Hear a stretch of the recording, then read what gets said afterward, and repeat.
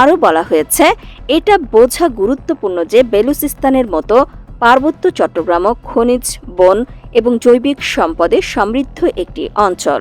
উভয় স্থানেই স্থানীয় উপজাতি জনগোষ্ঠীকে বহিরাগতদের দ্বারা দমন করা হয়েছিল। তাদের সংস্কৃতি, ভাষা এবং পরিচয় মুছে ফেলার চেষ্টা করা হয়েছিল। বেলুচদের মতো চাকমা, মারমা এবং জুম্ম সম্প্রদায় পরিচয় সংকটে রয়েছে। উভয় অঞ্চলেই স্বায়ত্তশাসনের দাবিকে রাষ্ট্রদ্রোহিতা বলে দমন করার চেষ্টা করা হয়েছিল।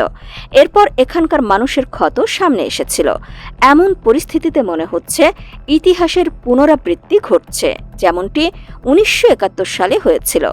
বাংলাদেশের স্বাধীনতার সময় মুক্তিবাহিনী ও সেনাবাহিনী একই রকম কিছু করেছিল এবং ভারত তাদের সমর্থন করেছিল এবং পাকিস্তানকে দুটি ভাগে ভাগ করেছিল।